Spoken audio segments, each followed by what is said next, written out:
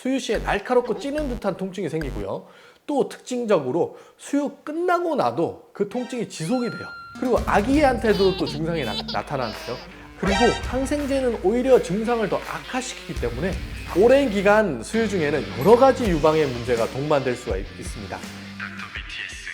안녕하세요. 닥터 BTS 김준영 원장입니다. 저번 시간에 저희가 모유 수유 중에 발생하는 가장 흔한 두 가지 문제, 전몸살이랑 세균 감염 유선염에 대해서 말씀드렸는데요. 자, 이번 시간에는 조금 특이한 유선염에 대해서도 한번 말씀드리려고 합니다. 이스트 감염 유선염이라 부르고요. 곰팡이 유선염, 진균 유선염, 캔디다 유선염, 다양한 용어로도 부를 수 있는 특이한 유선염에 대해서도 말씀드리려고 합니다. 얘는 유방에 곰팡이, 진균의 감염이 되면서 발생하는데요. 일반 세균 유선염과 다르게 곰팡이는 세균이 아니기 때문에 다른 유선염이라고 생각하시면 좋겠습니다. 자, 왜 생기냐면 원인은 칸디다라고 부르는 곰팡이에 의해서 생기고요.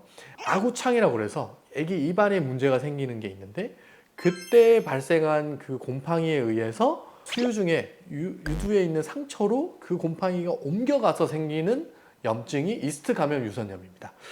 그리고 장기간 내가 만약에 항생제를 먹었다. 그러면 몸에 있는 유용한 유익균이 떨어지면서 곰팡이가 과하게 생성을 하기 때문에 더 쉽게 이스트 감염 유선염이 생길 수 있고요.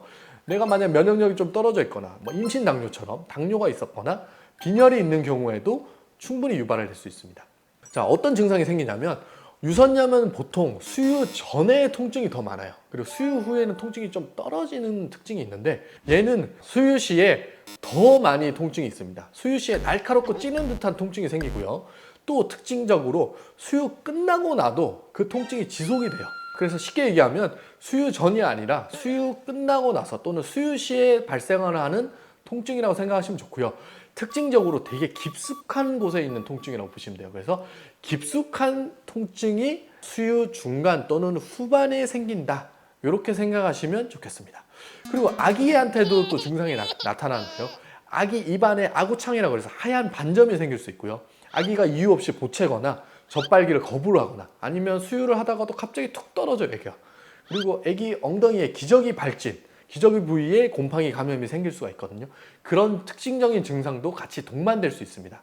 치료는 어떻게 하냐면 항진균제 연고, 쉽게 얘기하면 피부 곰팡이 연고를 쓸 수가 있어요.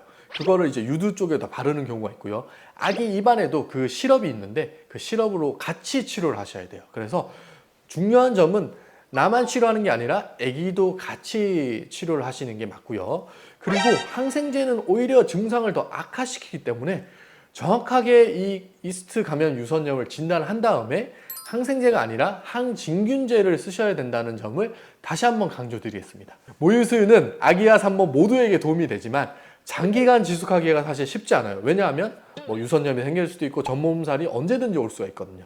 그러므로 오랜 기간 수유 중에는 여러 가지 유방의 문제가 동반될 수가 있습니다.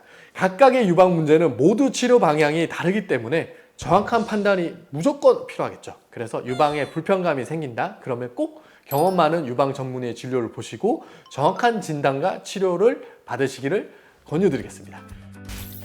이스트 감염 유선염은 아구창이 있는 아기의 입을 통해서만 전염되는 건가요?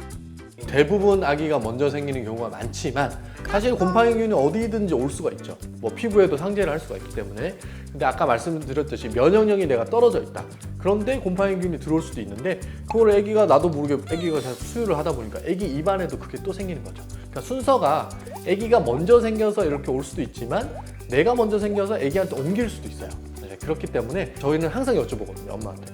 혹시 아기 입안에 본 적 있냐? 아니면 소아과 가본 적 있으신가? 이렇게 꼭 여쭤봐요. 그래서 아기 입안에도 만약에 하얀 반점이 있으면 얘는 100%다 이렇게 판단할 수 있지만 아기 입안에 없는 분들도 있어요. 그러면 아기한테 옮길 수도 있기 때문에 빨리 치료를 합시다 이렇게 말씀드리고 있습니다. 자, 지금까지 닥터 BTS 김준영 원장이었습니다. 다음에도 더 유익한 정보로 여러분들 찾아뵙도록 하겠습니다. 감사합니다.